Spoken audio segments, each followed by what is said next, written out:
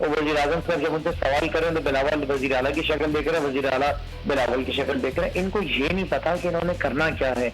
मैं बड़े पूरे वसूख से कह रहा हूँ और ये एक नाकाबिले तरदीद खबर है, पूरे वसूख से कह रहा हूँ कि इमरान खान साहब से राब्ते किए गए हैं हाई सीनियर लीडरशिप, और वो राब्ते किए गए हैं कॉमन फ्रेंड्स के जरिए। वो नॉन पॉलिटिकल लोग हैं। पाकिस्तान कभी भी खुद सारी की तरफ नहीं जाएगा। पाकिस्तान कभी IMF की चुंगल से नहीं बाहर निकलेगा। पाकिस्तान कभी इस्तेमारी ताकतों की चुंगल से नहीं निकलेगा। टफ रोल होता है इतने बड़े मैच के अंदर कि जब वो आपको होता है 5-6 नंबर पे बैटिंग करते हैं और उनको आप लेके आए उस बैकबोन पोजीशन में। वो अच्छा फैसला था। आप समझते हैं कि ऊपर लिया एक हिटर है, उसकी बड़ी जरूरत होती है आपको फौरी। सब्सक्राइब करें और बेल दबाएं ताकि कोई खबर रह न जाए।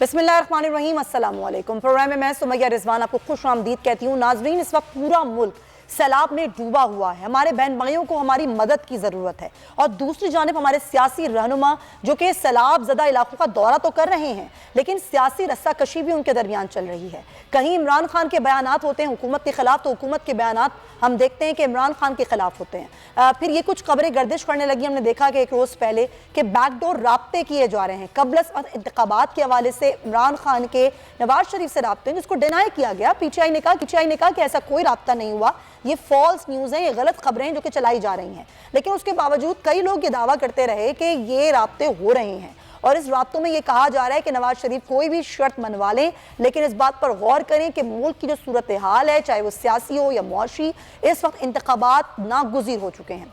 एक तरफ तो इंतखाबात की बात की जा रही है, दूसरी जानब इमरान खान के हकीकी आज़ादी की जद्दोजहद के तसलसल में जो जलसे हैं वो भी किए जा रहे हैं। उनमें कई वो बयानात देते हैं, कुछ बयानात मुतनाज़े हो जाते हैं, लेकिन उनका ये मानना है कि इस वक्त इंतखाबात ही वाहिद हल है। क्या इंतखाबात ही वाहिद हल है? और अगर इंतखाबात वाहिद हल है तो उसकी जानिब हम बढ़ेंगे कैसे? क्योंकि अभी जो मुल्क को दरपेश सूरत हाल है वो है सैलाब की।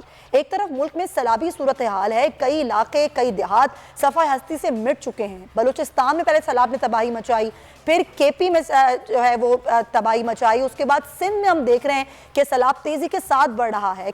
मेंशर झील जिसका हम आपको बार बार बता रहे हैं कि वहाँ कट लगाया गया कि पानी का बहाव रोका जा सके, लेकिन उसके बावजूद 7 के कई देहात ऐसे हैं जहाँ पर पानी आया, वहाँ पर जो देहात हैं, जो घर हैं वो तबाह हो गए। ज़ाहिर बहुत से छोटे छोटे गाँव होते हैं, देहात होते हैं जो कि साथ ही होते हैं झीलों के, दरियाओं के, तो सबसे ज़्यादा नुकसान फिर उन्हीं को पहुँचता है। ज़ाहिर जिस तरीके से रिलीफ हो रहा है वो तो उस तरीके से नहीं हो सकता जिस हालत में तबाही है। तो हम ज़रा सक्खर की सूरत आते हैं, क्योंकि आज चेयरमैन तहरीक इंसाफ इमरान खान जो कि आज खुद सक्खर गए और सैलाब से मुतासरा इलाकों का दौरा किया, सैलाब मुतासरीन की दादरसी की, उनके दुख सुने, उनके साथ बैठे। सिंध हुकूमत भी अपने तौर पर काम कर रही है, लेकिन क्या वाकई मिलजुल के भी इतना काम मुमकिन है? ब्यूरो हेड सक्खर शाहिद अली हमारे साथ है, उनसे बात करते हैं। शाहिद, आज तो इमरान खान ने भी दौरा किया सक्खर का, क्या सूरत हाल उनके इस दौरे के दौरान रही? क्या वाकई उन्होंने कुछ हिम्मत बनाई है सैलाब मुतासरीन की, और क्या रिलीफ दे रहे हैं वो खुद सैलाब मुतासरीन को? देखिए, इमरान खान ने आज यहाँ दौरा किया, उन्होंने सैलाब मुतासरीन के रिलीफ कैंप में जाके उनसे मुलाकात की, से मर्द हजरात उनके साथ बैठ के खाना भी खाया, फिर खवातीन जो मुतासरा इलाकों से आई थी उनसे भी बात की। कुछ खवातीन की बाकायदा उन्होंने बातचीत सुनी और उन्हें यकीन दिलाया कि तहरीक इंसाफ जो है अब मैदान में आ गई है। आप लोगों का जो मसला है, आपके साथ जो मतलब यहाँ पर नुकसानात हुए हैं सैलाब से, बारिशों से, इंशाअल्लाह ताला तहरीक इंसाफ अपने चस्ते मुमकिन हो सकेगा उतनी इमदाद करेगी। उन्होंने यहाँ तकरीब से भी खिताब किया जिसमें अहदेदार कारकुनान भी थे, आम शहरी भी बहुत बड़ी तादाद में वहाँ पहुँच गए थे। उन्होंने कहा कि 1 अरब रुपया जो हमने अभी जमा किया उसमें से 1 अरब रुपया हम सिंध में जो है इमदाद के तौर पर देंगे, क्योंकि सिंध में सबसे ज्यादा तबाही हुई है। ये हमने, उन्होंने कहा कि मुझे ब्रीफ जो किया गया और जो मैं सूरत हाल देख रहा हूँ उससे पता चलता है कि सिंध में बहुत ज्यादा तबाही हुई है। तो इसलिए, लेकिन यह है कि आवाम को अब घबराने की जरूरत नहीं है। उन्होंने कहा कि जो मौजूदा हुकूमत है सिंध की उन्होंने कुछ नहीं करना है, और जो तकरीर की उसके दौरान उन्होंने आसिफ अली जरदारी को भी अलर्ट किया कि अब आप समझ लें कि मैं यहाँ आ गया हूँ, मैं अपने इस मुल्क के अवाम की। लेकिन शायद एक चीज थी एक पंजाब हुकूमत इस तरह मदद कर रही है, जो तमाम इमदादी ट्रक यहाँ पहुंच रहे हैं, ये भी खबर सामने आई थी कि पंजाब हुकूमत ने ये भी महकमों को हिदायत की है कि सिंध हुकूमत को जो है वो फंड्स ना दिए जाएं। क्या इस बात की तस्दीक करेंगे आप? इस हवाले से इमरान खान ने बजाते खुद ऐसी कोई बात नहीं की। अलबत्ता ये जरूर बात है कि पंजाब हुकूमत की जानिब से रिलीफ का जो सामान आएगा वो तहरीक इंसाफ का जो इंसाफ फ्लड प्रोग्राम है, जो रिलीफ का प्रोग्राम है, उसके जरिए तकसीम किया जाए। खुद इमरान खान ने जो अपनी तकरीर में कहा कि ये इमदाद जो है, जो सिंध हुकूमत करने की कोशिश कर रही है या जो यहाँ हुकूमत रही है हमेशा से, उसने कुछ नहीं किया है। आवाम जो है वो उनके इलाके तबाह हो गए। मैं आज मुझे बहुत अफसोस हुआ है कि जो लोगों की हालत है उसे देखकर मुझे काफी दुख हुआ है। तो उन्होंने कहा कि हम जो यहाँ पर ऐसा मैकेनिज्म बनाएंगे कि हम लोगों को सही अंदाज में इमदाद पहुंचा सकें, ये राशन पहुंचा सकें, क्योंकि हमने जो पैसे जमा किए हैं वो इन्हीं लोगों के लिए जमा किए हैं, इनकी बहाली के लिए जमा किए हैं, और इंशाअल्लाह ताला जो है इनको हम अकेला नहीं छोड़ेंगे। उन्होंने ये, उनका कहना यही था कि जो यहाँ के आवाम है उनके साथ जो है बहुत ज्यादा ज्यादती हुई है। यहाँ के आवाम जो है वो इस सैलाब और बारिश के पानी में फंसे रहे और मुताल्लिका इंतजामिया गायब रही, तो शाम बदलने की भी जरूरत है। सिंध की हुकूमतें भी बदलेंगी और वो वक्त आ गया है कि जो ये हुक्मरान यहाँ पर सिंध में फकत हुकूमत कर रहे हैं उनके जाने का वक्त आ गया है, क्योंकि हम यहाँ आ गए हैं। हम यहाँ लोगों की दादरसी भी करेंगे, उनके साथ होने वाली ज्यादती का इजाला भी करेंगे, कोशिश करेंगे कि जिस हद तक मुमकिन हो सका इनकी मदद, क्योंकि हम इनकी मदद में आगे आए हैं और इन्हें किसी तरह भी हम अकेला नहीं छोड़ेंगे। तो ये इमरान खान ने जितने लोगों से मुलाकात की, उन्होंने खवातीन से मुलाकात की, खवातीन ने अपने उन्हें शनाख्ती कार्ड पेश किए। वो शनाख्ती कार्ड भी देखते रहे और तसल्ली भी देते रहे। बहुत जगह पर वो सिंधी जुबान नहीं समझ पा रहे थे, लेकिन उन्होंने कोशिश की और सर पे भी हाथ रखा और कहा घबराए नहीं, हम है ना, हमारी टीम है यहाँ पर, वो हर सूरत में आपकी जो है वो मदद भी करेगी और सही लोगों। और ये जो सैलाब ज़दगान के लिए रिलीफ कैंप का जिसका आज उन्होंने इफ्तिताह किया, यहाँ तमाम तर सहूलतें मौजूद हैं क्या? मेडिकल कैंप्स भी हैं यहाँ पर?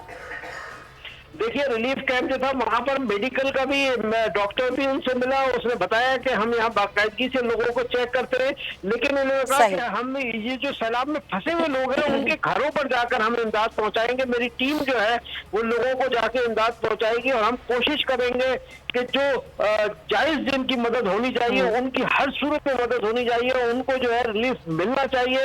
ऐसा ना समझे सिंध के अवाम अपने आप को अकेला ना समझे, पाकिस्तान तहरीक इंसाफ उनके साथ है। हमारी हुकूमत यहाँ नहीं, कोई बात नहीं है, ये हुकूमत भी तब्दील हो जाएगी, लेकिन हम जो है यहाँ पर रिलीफ का काम जो है तफरीक अंजाम देंगे, क्योंकि ये सारे सूबे के अवाम मेरे अवाम है, इनको तकलीफ आई है तो मुझे भी तकलीफ आई है। उनका कहना लोगों से यही था।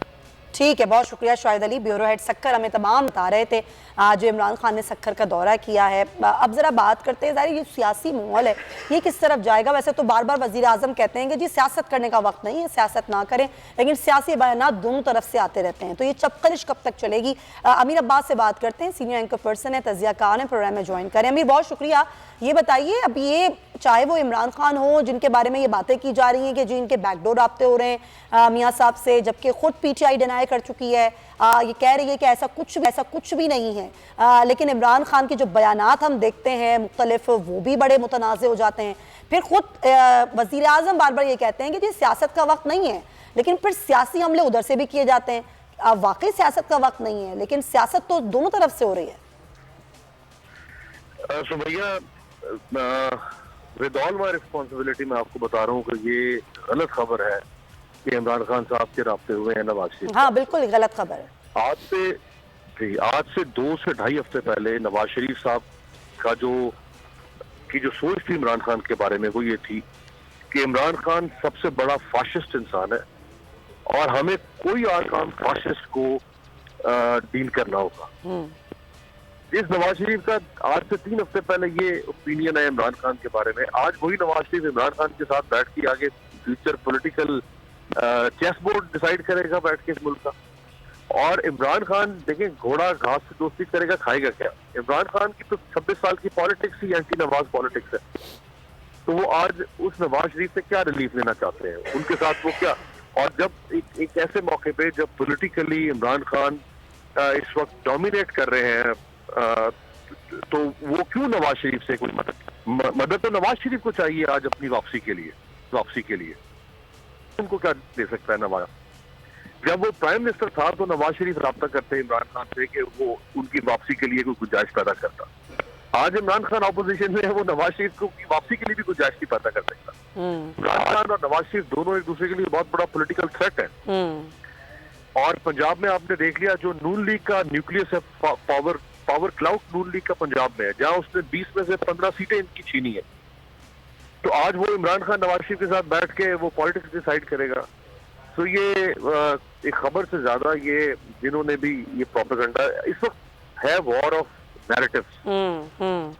और वो जैसे हिटलर का जोसेफ गोएबल्स था, तो ये आजकल दोनों तरफ से, यानी हुकूमत से भी ऑपोजिशन के दोनों तरफ से बड़े बड़े गोएबल्स हैं जो कर रहे हैं, और फिर उस नैरेटिव के ऊपर डिबेट होती है जैसे अभी हम कर रहे हैं। कुछ चीजें रैशनल होती हैं, आप डॉट्स कनेक्ट करते हैं तो आप फिर उसके ऊपर एनालाइज करते हैं कि ये हो सकता है या नहीं हो सकता।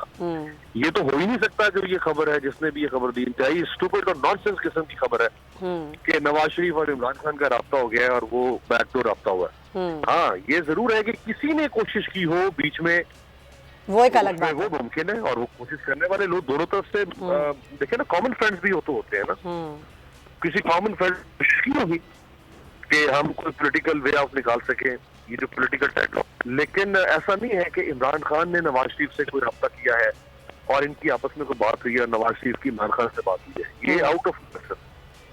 सही है, पॉइंट है। खुर्रम शेर जमान साहब मौजूद है हमारे साथ। ठीक साहब, बहुत शुक्रिया। तहरीक इंसाफ के रहनुमा खुर्रम शेर जमान साहब हमारे साथ हैं। जब आज इमरान खान ने सक्कर का भी दौरा किया और वो आज गए भी, सलाम मुतासरीन के दरमियान उनकी दादरसी भी की गई। ख़ुद तहरीक इंसाफ जो मुख्तलिफ ज़ाहिर जहाँ पर सैलाब से मुतासरा सूरत हाल है वहाँ जा तो रही है, लेकिन यहाँ पर ये कहा गया कि जी पंजाब हुकूमत जो भी मदद कर रही है वो एहसास रिलीफ फंड में ही होगी, सिंध हुकूमत के साथ मिलकर कुछ नहीं किया जाएगा। क्या ऐसा ही है खुर्रम साहब? अच्छा देखिए, असल में मसला ये है कि आपको बहुत अच्छे तरीके से याद हो कि जब बेनजीर इनकम सपोर्ट प्रोग्राम होता था तो उसके अंदर से हजारों लोगों को जो है बाहर निकाला गया था, जो कि गवर्नमेंट एम्प्लॉइज थे, जो कि खाते पीते घराने से ताल्लुक रखते थे। 18, 19, 20 ग्रेड के अफसरानों ने भी जो है BISP के अंदर अपने आप को एनरोल कराया गया हुआ था। तो ये तो सवाल ही नहीं पैदा हो सकता है कि सिंध हुकूमत के ऊपर भरोसा किया जा सके। अगर सिंध हुकूमत ने कुछ करना होता तो आज वो डूबते हुए लोगों को ये नहीं कहते कि वेनिस का समय, ना उनको धक्के देके धुतकार रहे होते, ना उनके सामने बैठकर मिनरल वाटर से अपने पैर धो रहे होते। इमरान खान साहब ने आज ये ऐलान किया है कि जो फंड इकट्ठे हुए हैं उसमें से 1 अरब रुपए जो है वो सिंध के लोगों के ऊपर खर्च किया जाएगा। जाहिर है कि वो रिलीफ के जरिए किया जाएगा, उनको राशन दिया जाएगा, उनके टूटे हुए घर अगर हैं तो उसको बनाने में उनकी मदद की जाएगी। वो चाहेंगे कि एक एहसास के जरिए किया जाएगा, सानिया निश्तर है वो उनको देख रही है, लेकिन मदद जो है वो हुकूमत सिंध की तरफ से नहीं की जा सकती है। आज अगर सूबे सिंध जिम्मेदार कौन है? देखिए, मुश्किलात तो KP के अंदर भी हैं, मुश्किलात पंजाब के अंदर भी हैं, सैलाब वहां पर भी आ गए, लेकिन ये सूरत हाल नहीं है कि वहां पे हमारे लोग उनको धुतकार रहे हों, उनको धक्के दे रहे हों, उनको यही ना पता हो कि करना क्या है। सूबे सिंध के अंदर सूरत हाल बहुत ज्यादा खराब है, इतनी खराब है कि अब ये लोग उनके सामने जा नहीं पा रहे हैं। आज वजीर आजम साहब को उन्होंने बुलाया था, उनके साथ खड़े, सब एक दूसरे की शक्ल देख रहे हैं, और वजीर आजम साहब जब उनसे सवाल करें तो बिलावल वजीर आला की शक्ल देख रहे हैं, वजीर आला बिलावल की शक्ल देख रहे हैं। इनको ये नहीं पता कि इन्होंने करना क्या है, पानी किस तरह निकलेगा, लोगों की मदद किस तरह होगी। हेलीकॉप्टर से जो है वो थैलों को फेंक रहे हैं, जो थैले फट रहे हैं। मेरी नजर के अंदर इस वक्त लोगों को दिल से लगाने वाला वक्त है, गले लगाएं, अपनी औताकें खोलें। ये जो सिंध के इस वक्त जितने भी मिनिस्टर्स, MLAs, MPs हैं, ये खरबोपति हैं, अरबोपति नहीं है। इनकी एकड़ों के अंदर जो ना, हजारों एकड़ों के अंदर इनकी जमीनें हैं। उन्हें अपनी जमीनों पर बैठाएं, वहां पर ये कैंप्स लगाएं। बिल्कुल सही है, यहाँ ना मिलके काम करने की बड़ी अशद जरूरत है। आप सही कह रहे हैं खुर्रम शेर जमान साहब, बहुत शुक्रिया। अमीर अब्बास, आपका ही बहुत शुक्रिया। जब हम बात करें कि मिलके काम करने की जरूरत है, ये वक्त आफतज़दा वक्त है, इसमें हमारी एक होने की जरूरत है। तो सिर्फ बातें ऐसा लगता है रह जाती हैं, लेकिन एक नहीं हो पाते, क्योंकि सियासी रहनुमा तो एक कभी भी नहीं होंगे, काम एक साथ मिलकर नहीं कर सकते, तो कहाँ से फिर एक होने की बात है। साबिर शाकिर हमें ज्वाइन कर रहे हैं, सीनियर तज्जियाकार हैं, उनको हम वेलकम करते हैं। अस्सलाम वालेकुम साबिर, कैसे हैं आप? वालेकुम अस्सलाम। अच्छा साबिर साहब, अब एक तरफ तो ये खबर भी चलाई गई, अब उसको तो डिनाई कर दिया है PTI ने कि ये गलत खबर है, गलत खबर चलवाई गई कि जी इमरान खान ने बैकडोर राब्ते किए हैं मियाँ साहब से, और ये शर्त शर्तें रख दी हैं कि जी आपकी कोई एक शर्त मान लेते हैं लेकिन कब्ल वक्त इंतखाबात हो जाएं। दूसरी बात यह है कि सैलाब से जो मुतासरा इलाके हैं वहाँ के दौरे तो बहुत किए जा रहे हैं लेकिन ज़्यादा नुमाइशी दौरे हैं।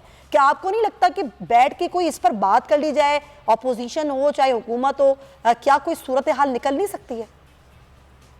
देखिए, पहली जो खबर है ना, वो खबर की तरतीब सही हो जाए तो वो खबर 100% दुरुस्त है, और वो ये है कि इमरान खान ने राब्ते नहीं किए बल्कि मुस्लिम लीग नवाज की सीनियर लीडरशिप ने इमरान खान साहब से राब्ते किए। ओके। और बैकडोर चैनल पे ये कोशिश बदस्तूर की जा रही है।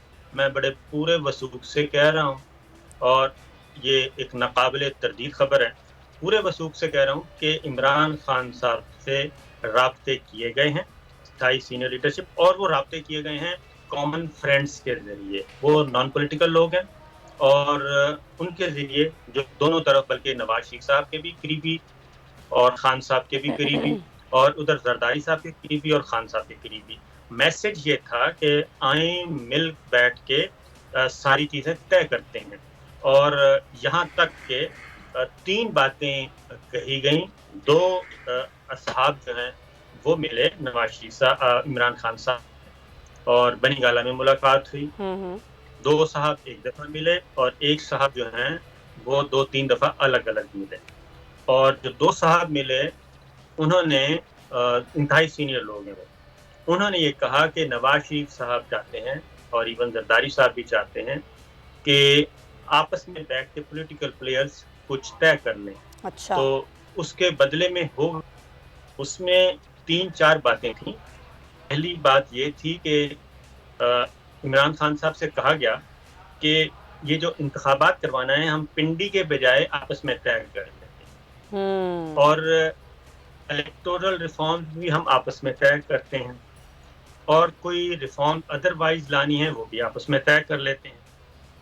तो आर्मी का रोल जो है वो उसको कम करते हैं। सही। ये 3-4 बातें उन तक पहुंची। तो खान साहब ने बड़े क्लियरली ये कहा कि अगर आप ये चाहते हैं, या इस पैगाम का मतलब ये है कि कोई फौज के खिलाफ बाकायदा कोई लॉन्च की जाए कैंपेन, या फ़ौज पाकिस्तान और सीनियर क़यादत के बारे में कोई ऐसी कोई जत्था बनाया जाए, तो मैं बिल्कुल इसके लिए तैयार नहीं हूँ। ओके। ये उनकी तरफ से कैटेगोरिकली कहा गया कि फौज के खिलाफ कोई कैंपेन लॉन्च करनी है, या फौज को वो क्या सादा जुबान में कि पंजाब पुलिस बनाना है, या इस तरह का ऐसे किसी भी चीज़ में, क्योंकि मजबूत फौज ही मजबूत पाकिस्तान की ज़ामन है।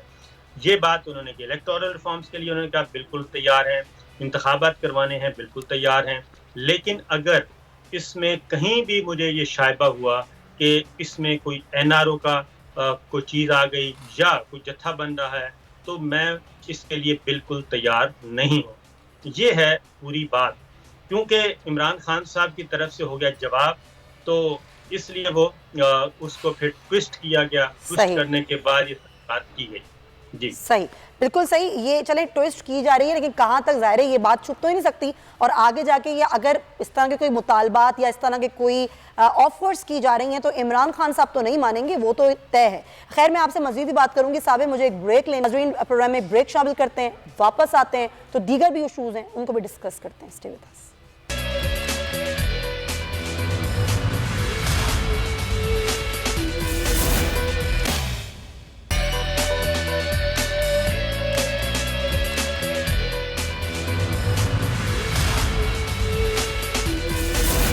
Welcome back to the show. और साबिर शाकिर हमारे साथ मौजूद हैं। साबिर, अभी मैं कुछ आज ही ये पढ़ रही थी कि वज़ीर दिफा ख्वाजा आसिफ का बयान आपने देखा होगा।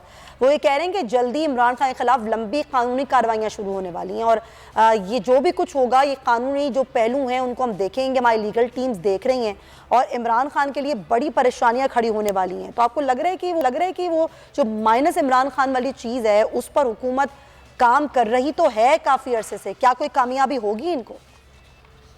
देखें, ये ख्वाहिश भी है और कोशिश भी है, और ये ख्वाहिश और कोशिश कब बराबर साबित होती है, मुझे लगता नहीं है कि इसमें इम्कानात हैं कोई फौरी तौर पे, क्योंकि ये सारी चीज़ों को इमरान खान साहब को अगर आपने पॉलिटिक्स से आउट करना है, उसको डिस्पोज करना है, तो उसके लिए आपको जाना पड़ेगा जुडिशरी के पास। ये कोई एग्जेक्टिव ऑर्डर के तहत तो ये होना नहीं है।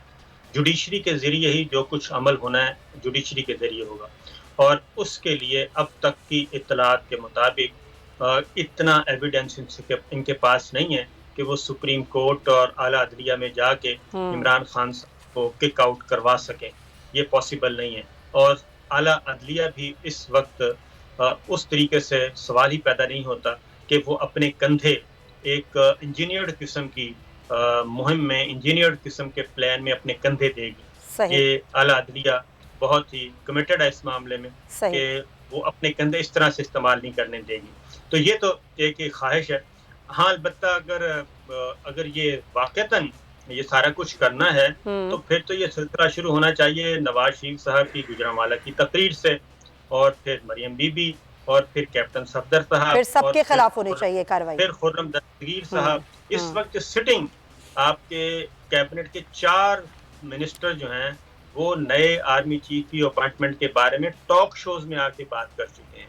टॉक शोज में जब बंदा बात करता है तो वो बड़ा कैलकुलेटेड होता है और सोच समझ के आता है। सियासी जलसे में तकरीर करना और चीज़ है, जब टॉक शोज में आप बैठ तो के ये इस बात चीज को जरूर देखना चाहिए। Point taken. साबिर शाकिर, बहुत शुक्रिया, वक्त की कमी है, थैंक फॉर ज्वाइनिंग अस। और आगे बढ़ना है, और क्योंकि हमें मईशत पर बात करनी है, हम देख रहे हैं कि महंगाई जो बुलंद तरीन सतह पर है, 42 साल की बुलंद तरीन सतह है, रोज़ बरोज़ बढ़ रही है और आगे मजीद बढ़ने का खदशा है। ख़ासतौर पर जो IMF का जो प्रोग्राम बहाल हुआ है उसके बाद हम देख रहे हैं कि ना सिर्फ पेट्रोल की कीमतें, बिजली की कीमतें और आवाम का जीना इसने दोबर कर दिया है। वज़ीर ख़जाना ये कह रहे हैं कि जो बुलंद तरीन सतह है महंगाई की, हमें अपने दहाइयों पुराने जो तौर तरीक़े हैं उनको बदलना होगा। वो कैसे बदल रहे हैं, ये तो ऐसा लग रहा है कि आवाम की ज़िंदगियों को बदल के रख दिया। इसी पर हम बात करेंगे। हमें ज्वाइन कर रहे हैं माहिर मुआशरियात हैं डॉक्टर शाहिद हसन सिद्दीकी साहब। बहुत शुक्रिया शाहिद हसन साहब आपका वक्त का। ये बताइएगा कि ये जो महंगाई की सूरत हाल है, ये हम IMF के कहने पर ही चल के महंगाई कर रही है हुकूमत, क्या इसको कंट्रोल करना आज की हुकूमत या अगली आने वाली कोई भी हुकूमत के लिए मुमकिन रह गया है? सर बता दूं कि महंगाई की जिम्मेदारी IMF पर डालना कतई गलत है। अच्छा, हमने जानबूझ पाकिस्तान की मईशत को तबाह किया है। मैं अल्फाज जो बोल रहा हूँ समझ के बोल रहा हूँ। गुज़िश्ता चंद महीने में पाकिस्तान की मईशत को दानिस्ता तबाह बर्बाद किया गया। IMF बिल्कुल सही है, हमारे गिर्द देर तंग कर रहा है, वो कोई पाकिस्तान का हमदर्द नहीं है। लेकिन क्या ये हकीकत से इनकार मुमकिन है कि मिफ्ता इस्माइल ने IMF के साथ जो मामला तय किए उसको उन्होंने एक से ज़्यादा मरतबा तोड़ा, और तोड़ने की वजह से मामला जो है वो मुश्किलात का शिकार हुए, और महंगाई जो 12.7% मार्च में थी, अगस्त में 27.3% आ गई। इसकी जिम्मेदारी जो है वो हुकूमत के ऊपर आती है, स्टेट बैंक सर, लेकिन वो तो नहीं मानते ना, वो तो कहते हैं पिछली हुकूमत की किए गए फैसले हैं जिसका खुमियाजा हम भुगत रहे हैं। नहीं, देखिए, पिछली हुकूमत ने गलत फैसले ज़रूर किए थे, मैं इस वक्त उसको डिफेंड नहीं कर रहा हूँ। उन्होंने 28 फरवरी को जो मुआहदा तोड़ा था वो गलत था। लेकिन मैं ये पूछना चाहता हूँ कि जब आपने IMF के साथ एक मुआहदा किया, तो मामला तय किए, तो जून में जो बजट पेश किया वो उसके खिलाफ क्यों पेश किया जो बाद में आपको ठीक करना पड़ा? एक सवाल है ना। आपने जब उनके साथ वायदा करके आए कि आप टैक्स लगाएंगे ताजरों पर, तो फिर आपने उसको तोड़ा क्यों?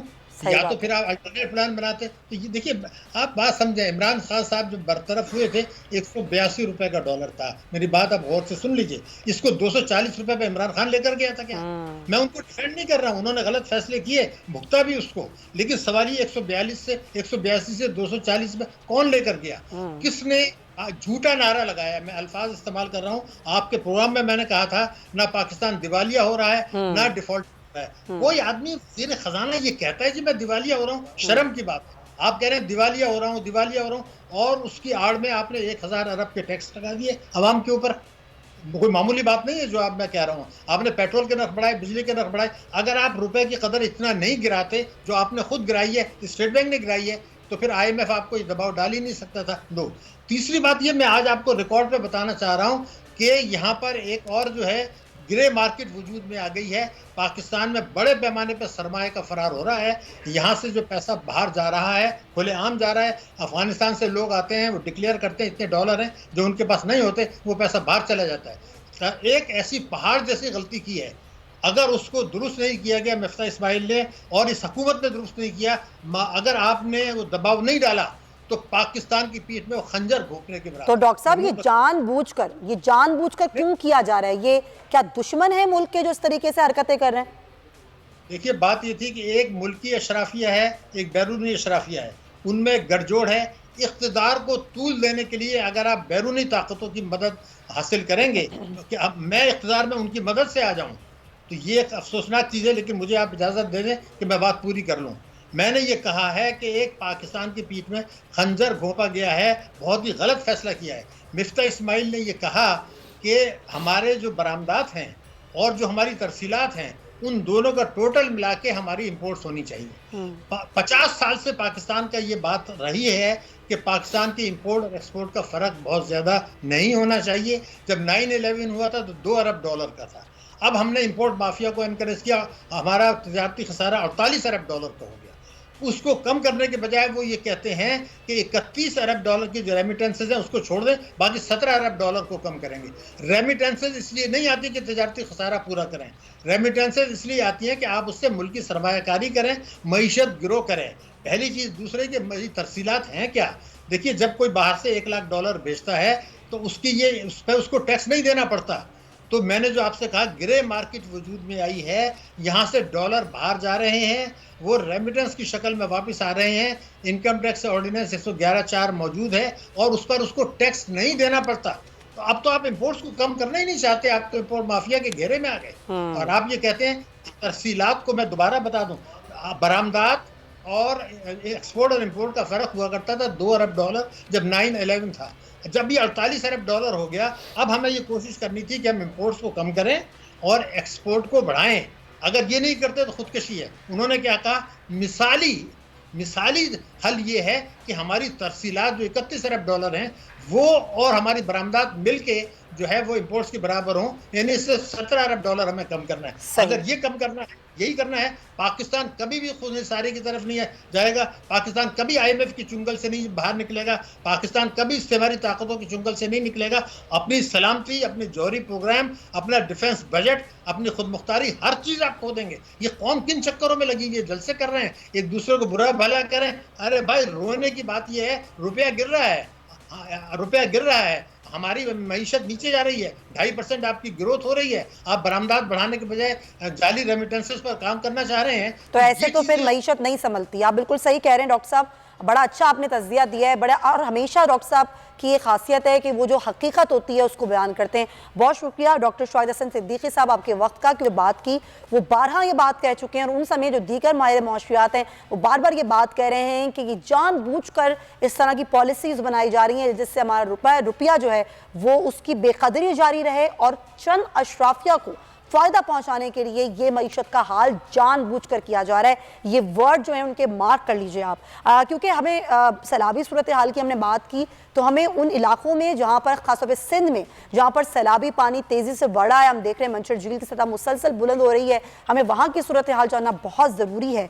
तो मंशर झील जहाँ पर मुसलसल पानी के इजाफे के बायस जो नहर के जो दरवाजे हैं वो उसके ख़तरनाक हद तक पानी पहुँच चुका है, कट दिया गया, उसके बावजूद जो पानी है उसमें कमी नहीं आ सकी। कई देहात जो हैं उन तक ये पानी पहुंच चुका है। हमारे नुमाइंदे इस पर हमारे साथ मौजूद हैं, यासिर शोरो, उनसे बात करते हैं। यासिर, क्या सूरत हाल है? झील में कट भी लगाया गया लेकिन पानी की सतह वैसी ही बुलंद है?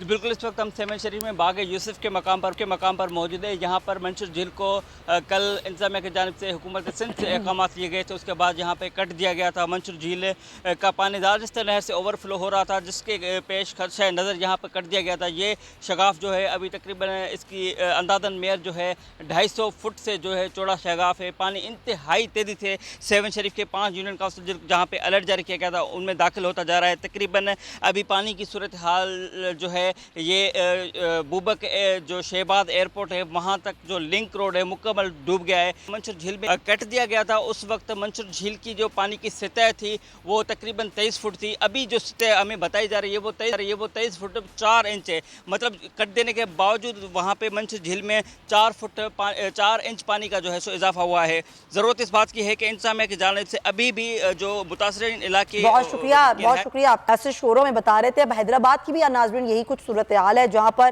सैलाब की तबाहकारियाँ जारी हैं, रिलीफ और रेस्क्यू का अमल भी जारी है, लेकिन ताहाल सैलाब मुतासरीन जो है वो मुश्किलात का शिकार नजर आते हैं। लतीफ़ाबाद के मकाम पर एक बंद है, वहाँ पर हमारे नुमाइंदे गुलाम शब्बीर मौजूद हैं, उनसे सूरत हाल जानेंगे। जी शब्बीर बताइएगा।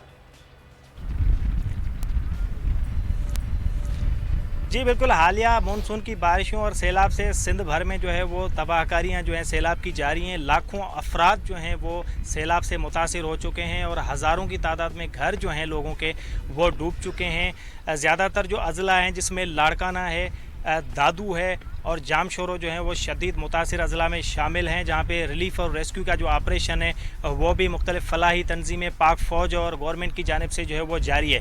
इस वक्त सिंध में अगर सैलाबी रेले की बात करते हैं तो मेरा कैमरामैन इमरान अगर आपको दिखा सके तो कोटड़ी बैराज पर इस वक्त डाउन स्ट्रीम लतीफ़ाबाद 10 नंबर पर मैं मौजूद हूँ, जहाँ पे सिंध का बड़ा सैलाबी रेला जो है वो इस वक्त यहाँ से गुज़र रहा है। कोटड़ी कंट्रोल रूम के मुताबिक 6 लाख क्यूसिक का जो ये रेला है वो गुज़िश्ता 2 दिनों से यहाँ से गुज़र रहा है और पानी में जो मुसलसल यहाँ पे इजाफा इसलिए हो रहा है क्योंकि मंछर झील जो है वो ओवरफ्लो हो रही है, जिस वजह से मंछर झील का जो पानी है और छंडन जो कि नारा कैनाल से आती है उसका पानी। ठीक है गुलाम शब्बीर आराई, बहुत शुक्रिया, हमें यहाँ की सूरत हाल बता रहे थे। अब जामशोरों का रुख करेंगे।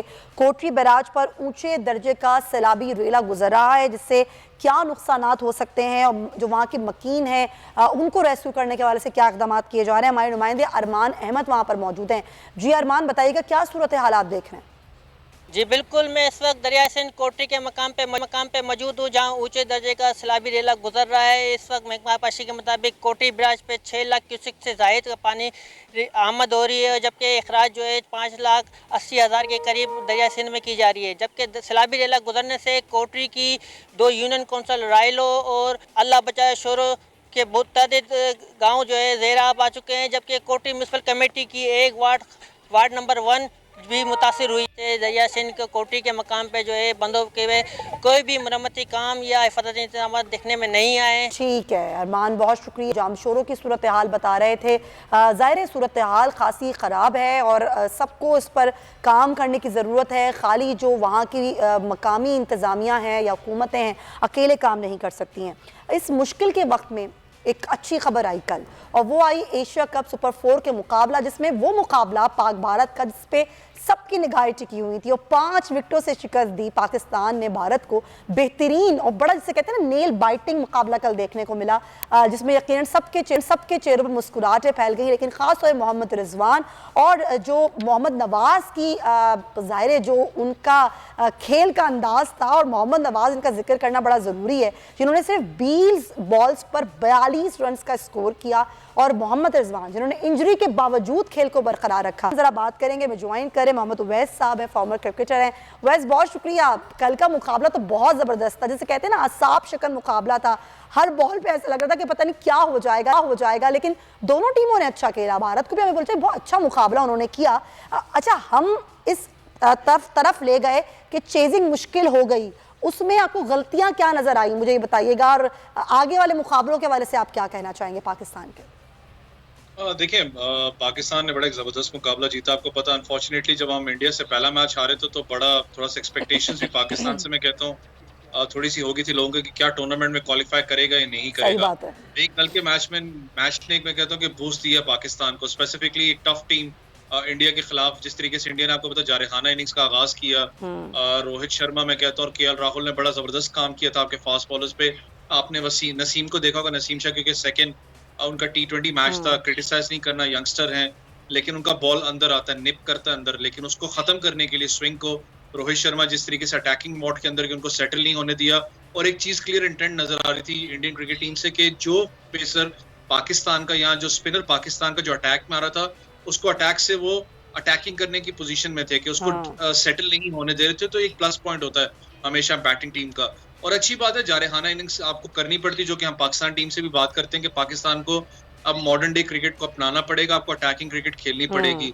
लेकिन पाकिस्तान ने बैट्समैन खास करके मोहम्मद रिजवान आपके सामने जिस तरीके से बैक टू बैक उनकी परफॉर्मेंसेज हैं, फिर नीचे आके नवाज मैं कहता हूँ स्पेसिफिकली, क्योंकि आपको पता है कि उनको वो रोल दिया गया जो कि एक बड़ा टफ रोल होता है इतने बड़े मैच के अंदर, कि जब वो आपको पता है 5-6 नंबर पे बैटिंग करते हैं और उनको आप लेके आए उस बैकबोन पोजीशन में। वो अच्छा फैसला था, आप समझते हैं कि ऊपर लिया एक हिटर है, उसकी बड़ी जरूरत होती है आपको फौरी?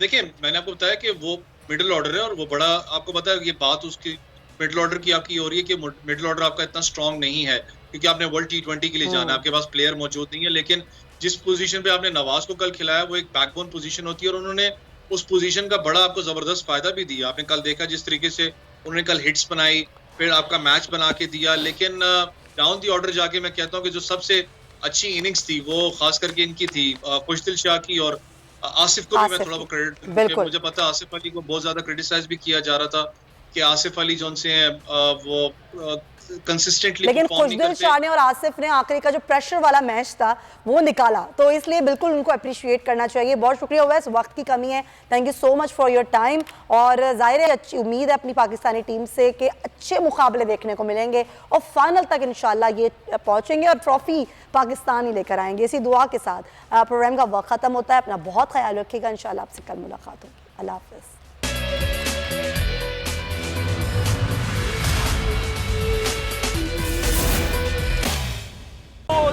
एक बार फिर नंबर 1। सब्सक्राइब करें और बेल दबाएं ताकि कोई खबर रह न जाए।